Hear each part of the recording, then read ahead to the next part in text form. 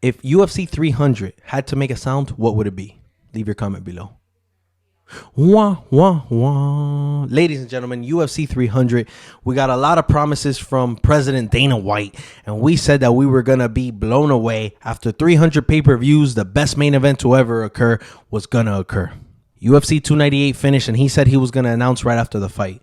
To me, it was a crazy night. Volkanovski gets laid out by Ilia Topuria. We have a new featherweight champion, and all of a sudden, Dana White hops on video, and he's like, all right, guys, I got the main event for you.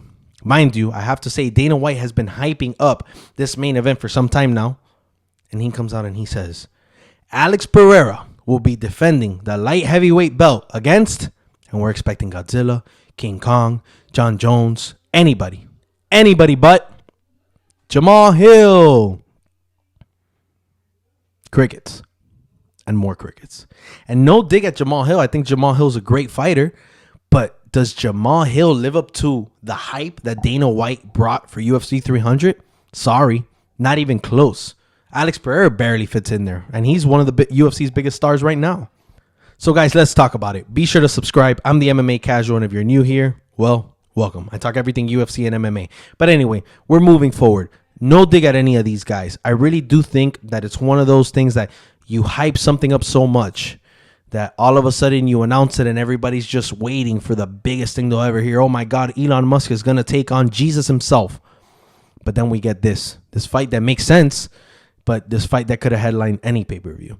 Because in reality, I think we're expecting something that we would have not seen unless it was UFC 300. Like I said, Hasbulla versus Godzilla. Let me see that. That's a UFC 300 card. But this, it makes sense. And it's any UFC pay-per-view headline. Now, let me not sound like a casual. I think UFC 300 is stacked. I think we're spoiled. I think it's between UFC 299 and UFC 300. I mean, we have two of the best cards of all time. But it's not Chuck Liddell versus Tito Ortiz in 2024. It's not Dana White versus Dana Brown.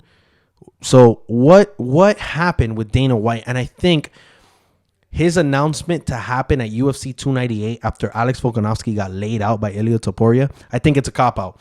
I think he didn't want to have to deal with it, because if he came out on a random Tuesday night and he's like, guys, I got UFC 300, here it is, and delivers that nonsense, I think he would have gotten a lot of hate, which he already is getting.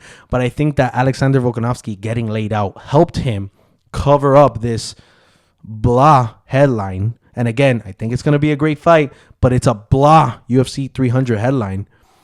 You know, and I just think it comes down to false promising. I think that Dana White really wanted to make something intense, but I think that it didn't. There was nobody available. Conor couldn't do it. John Jones is not ready to come back. And those are your two biggest stars. Anything else had to be a double champ attempt or something like that. But I made a video. We went down the line of all the champions, knowing this would be a championship fight, and nobody was available.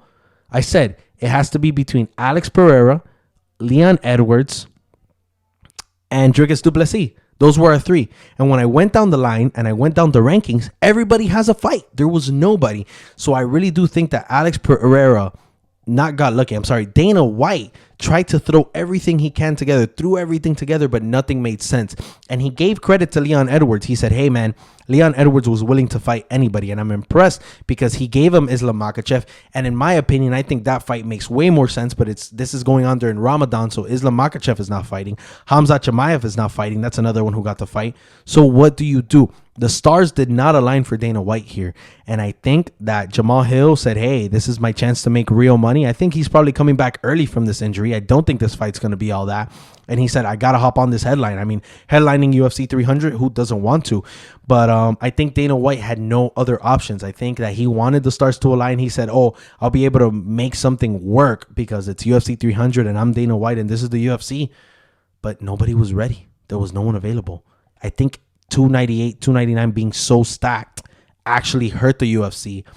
And that's actually what stopped them from being able to produce the UFC 300 headline that Dana White wanted. But anyway, I want to know your opinion. Let me know what you think. Be sure to follow. I'm the MMA Casual. You have a good one.